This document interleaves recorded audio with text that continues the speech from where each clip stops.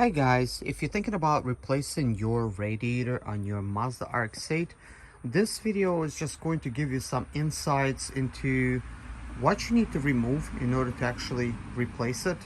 I'm not going to do like a video showing exactly kind of like what I'm doing, but what I would like to show you basically is how involved the process is, and I want to show you all the tools that you need to actually get the job done. So my radiator is leaking and it's already been removed, so I could actually tell you all the steps without all the fluff which you actually need to get done.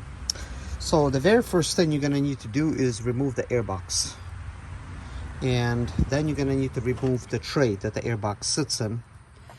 Then you're going to need to remove the battery and the battery surround box and its base.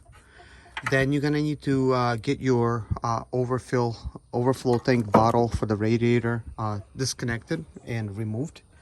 Put it to the side. Then you're gonna need to disconnect every single wire to the fan and all of these things right here. Also, you will need to actually remove your AC condenser, because the way things are located, there's the AC line and this AC line. It kind of prevents you from having the ability to remove the radiator. I mean, you know, things are very close here. I guess it's probably possible to try to do without it, but you know, it was kind of difficult without having to disconnect, because how close everything is. That being said, before you even get to the radiator portion, once you pull all of these things out, and you could go ahead and actually, you know, get all these things pulled out. Before you actually begin the job, if you have something like this to drive up on top, then go ahead and actually do that. If not, then you'll need to raise your vehicle up and put some jack stands for safety. I decided to just drive up on those things, and things are pretty good. Then what you're going to need to do is go ahead and actually remove the bumper. Once you remove the bumper, there's this piece that goes underneath the bumper. It kind of bolts onto the subframe with these bolts here, so you need to basically pull them out. Then of course get your electrical disconnected from basically your turn signals and your fog lights if you have those. And then your radiator is going to be basically, you know, with the radiator fans facing this way, radiator is going to be right here. The radiator is going to slide in the, you know, into these holes here, and it's going to be held by some brackets to the stop here. You'll need to disconnect those brackets as well as the AC lines. Then you have these two transmission lines. You'll need to basically disconnect them. I chose to basically disconnect them right here because at the radiator it was a little bit more harder to do. And of course you'll need to disconnect your radiator line right here and right here and right there before you could actually pull your radiator out. I do have the radiator right there with the AC condenser and with the fans. So as you're going to be pulling out the radiator, it is not necessary to go ahead and actually remove the bolts of your fan unless you want to. I went ahead and actually done that, but you could just leave that in place and just pull it out together like this with the bolts being there. I just removed mine. This is what I was talking about. At first I was going to try to disconnect these transmission lines like right here, but it was not enough space for me to get a good grip on them, so I decided to just disconnect them right there. So that's the transmission lines. So now once I bring my racing radiator that I want to use, I'm going to go ahead and actually install all of these components as they're supposed to be, like this AC fan, stuff like that. But the reason I'm replacing this radiator, first of all, you can see there's a lot of that going on, and that's like very loose. So my radiator was actually leaking at the top, somewhere over there. Doesn't even matter. It's pretty old, 2004, so it's a good time to replace a radiator with a racing one. So let me show you what I bought. So I bought a racing radiator from eBay. I believe I paid like 150 bucks. It's by Speed Daddy. There's the address. Looks like they're in Texas. Let me go ahead and open it up. All right, guys, I got the radiator out. It was actually packaged really nicely. This box is completely just nicely packaged. But anyways, that being said, here's what I did not expect. So here's the transmission lines right there. There is no transmission lines right there. So this is definitely something I did not plan on. As far as these things, what is that thing? Broken up? What? I don't remember breaking that off. I don't believe I broke off. So it looks like this was actually broken. That way it was actually sitting there. I did not actually realize because it was hidden. Yeah. So that's not cool. Let me see. Oh, look at that. What? Yeah, that's where it broke off, inside of there. Okay, so looks like what a brittle type of radiator that this was broken. I mean, this also could have been a contributing factor to the leak. There's a good chance it was actually leaking at the top there. So anytime it heat up, it would leak out, but it was leaking in many places. But anyways, guys, that being said, obviously I can install this radiator. And obviously there is no transmission cooler here. So I will have to go with an aftermarket type of solution. But what I'm gonna end up doing is possibly installing a Nissan Rogue transmission cooler. I actually have kind of like a small one that I could actually install. So I'll have to put that to use. But let's see if everything else fits. So we have the fan here. Looks like, let's see.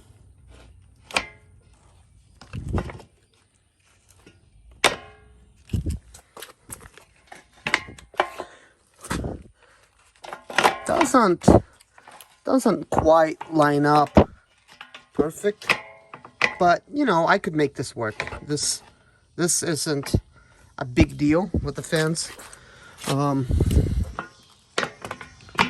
me see here. I'll have to, I guess, really plug it in good. I mean, I'll probably have to take a drill, or maybe even probably drill, just make that a little bit bigger, and then I'll have to align those things. Hopefully they line up. But overall, this radiator is supposed to cool us so much better. It's supposed to hold almost double the water. Probably why there's no transmission cooler on the inside. So I'll install that, I guess, and I'll keep you guys updated. So I actually did not need to modify this at all. Without holding the phone in my hand, it was much easier to plug it in. Now the only thing is these are going to be kind of off a little bit. That's the only thing that I'm worried about. So I may have to slightly modify them, you know, kind of like to where the holes. Now it's removed again. But anyways, you get the idea, guys. I mean, it's not a big deal. All right, guys, I do want to say that I successfully was able to bolt everything up without having the need to do any customizations whatsoever. I first needed to very slightly attach this one, and then kind of had to work with pulling out the radiator just a little bit, and then it went right in. So that's not bad. And I think for the rest of it, I mean, if I really want to, I could just probably use like a hammer to bend it in if that's even necessary, but it's not. I mean, it's really in there already. A little update, I just used the rubber mallet and just boom, boom, you know, it's so easy. So now everything is straight as it's supposed to be. I guess now I'll have to figure out, you know, a way for me to mount in a small radiator, like cooler for the transmission cooler, I guess. It's actually kind of like a little square. I'll have to find a place for it and install it.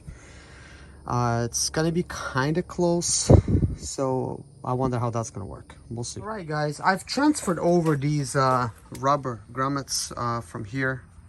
As you can see, there's the mounting places. Now, here's what I'm kind of wondering. These are the original, and they're at slight angle. This is very straight. I mean, it's not a big issue. I mean, I guess you could just, like, you know, tap this up and, you know, bend it up, trying to, you know, do it without breaking it. I'm not sure if that's gonna work just like it is, or if I'm gonna have to further make some adjustments, but I'm gonna try to pre-fit this radiator before I attempt to do anything else. And this is when I realized this is not a simple install. So a little bit bigger radiator, a little bit bigger problems. Obviously not original. It's not going to be original fitment. So let me show you what I'm dealing with. Pre-fitting this radiator, and because it's a little wider, it does not want to go into its original spot where it was before. So we're having some issues. Now, there could be some solutions to this, but customization would have to be something that I have to do. So when I'm putting the radiator in, it needs to come down like all the way up to here, and problem with that is it does not really want to fit back here really well. If it doesn't fit here, then I cannot install it into its places right there. The cool thing is I could disconnect them from the bottom. They could be installed last. I could bend them at will to make them the proper size. That's what I'm dealing with. And actually this is kind of like, in a way, it wasn't when I was actually removing things. I really don't even know what this is for. There's really too many tubes like that right there. It is some kind of thing to relieve water, I guess, where the computers sit. And this, just way too many things to I've installed the original radiator, and when I say installed, I just basically you know, put it in here. Just to show you kind of how things go over here. You got that transmission line sticking up right there, and with the rubber lines, it would hook up over there and stuff like that. But that's not what I want to show you. So when you're putting it in, you have to put this front portion in first. And you could kind of see how close everything is back here. Right there. And when this sits here, it sits kind of flush, you know, pointing straight down. And then these things are at a slight angle. And that radiator, it's not how it is. And of course, these insert over there. And then it's being held. So in order for me to actually release it, I need to kind of pull it up like this. Pull it up, and now that it's an old radiator, I'm not worried about dropping it. You know, kind of like that. It's not the same for the other one. I think I'll actually have to remove the brackets to try to then realign things, and I'll see if I could, you know, get it to work originally. But I need to think about these here, because that's not gonna work. I'll have to probably bend it. You know, guys, if you're trying to install a custom radiator, this video is probably gonna give you some ideas what you're gonna run into, especially if you haven't done it before. If you've done it before, you're probably not watching this video. But anyways, this is the brackets that hold the radiator in place. So you have one of them that bolts down over there, and then, you know, so on and so forth. So on the original design, this is how it would be, like that, you know. So it would insert, and then it could be held. But over here, you can't even put it in, you know. So it will have to be a different way to attach this radiator. So I have to come up with my own bracket system. So there's definitely many challenges to this thing. So this is just one of them. I'll probably have to remove the original grommets and I don't know, like figure out where to go from there. But perhaps they could be bented. So the very first thing I'm gonna attempt to do is just bend them. They're aluminum, so I'll try pliers first. So I got these things bent a little bit. So as far as the angle, I'm not really worried about. It's pretty easy to bend them with pliers. Guess now I have to attempt to try to put it in. Alright guys, so I got the AC condenser up here. So make sure if you install your AC condenser, the small holes goes here, larger one goes to the right. Really, that's the left. If you're thinking about the driver's side, this is why that's the left, that's the right. So, you know, with everything installed, I mean, there is some leeway as far as that goes. I did bend them, so they did fit now because they did not want to even fit anywhere close to that. But that kind of looks okay now. The only thing is, will I be able to install everything the way it is? But right now, that's not the only thing I have, you know, I'm worried about. But it's definitely the most important thing because I still need to find a solution for a different transmission radiator situation. So yeah, that's what I'm dealing with. So I'm gonna try to. Hey guys, got good news. Look at this. The radiator's in. I did not even need to really adjust anything. All I had was better gloves, which protected my hands from all of this stuff. And then I tried to get this thing as snugly as possible to the top, and then getting this thing to the bottom.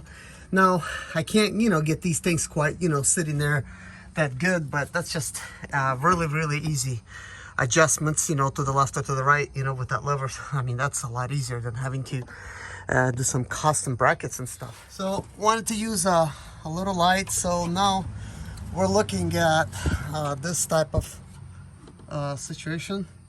Gosh. So anyways, let's try this again. This should be slightly to the right.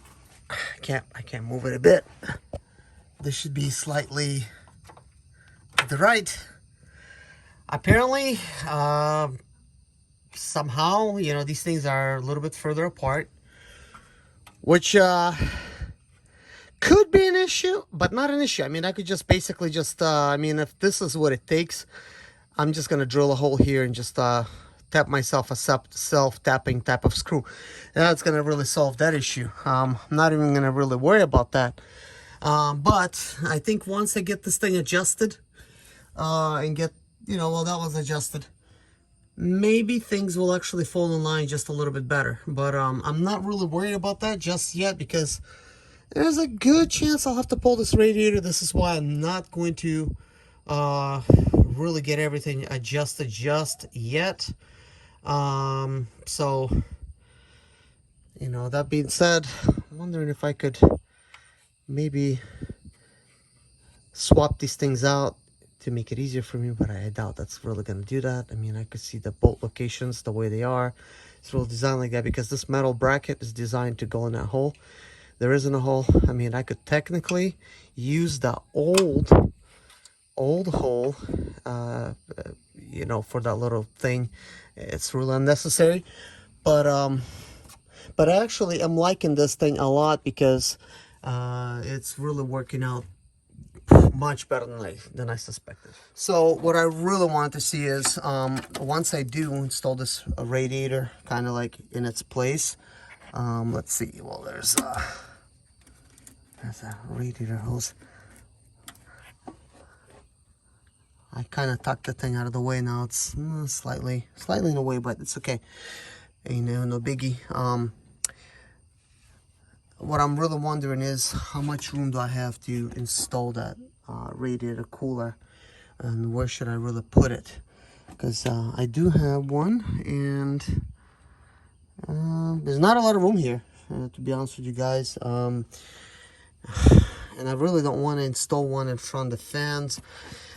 This is not a good design for cooling this engine, believe it or not, guys, because everything's really being blocked off here. I think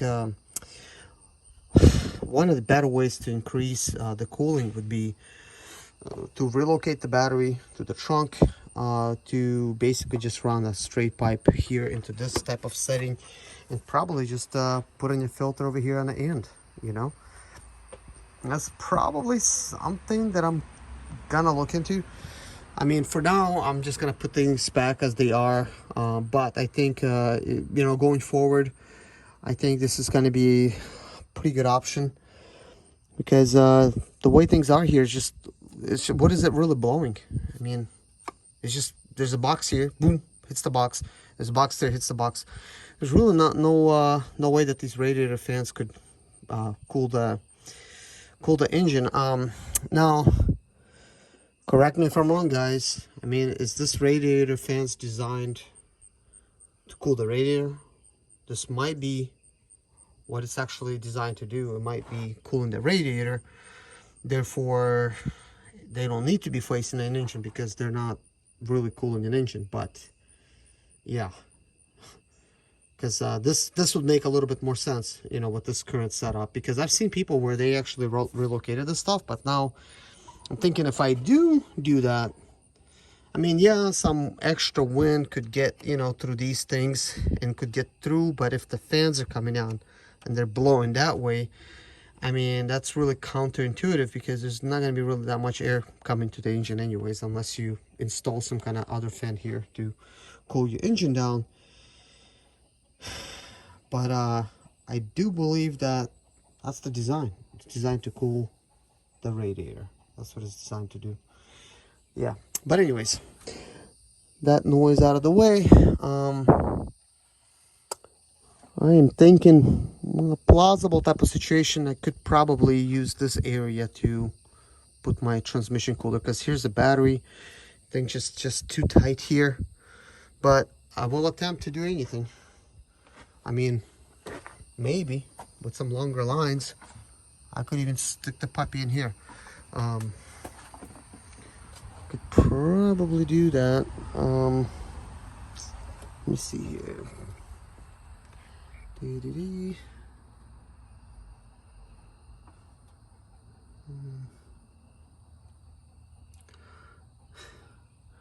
And another option would be going all the way to the source where the transmission lines are coming from, and just mounting a transmission cooler down there to begin with, and just avoid all this shenanigans.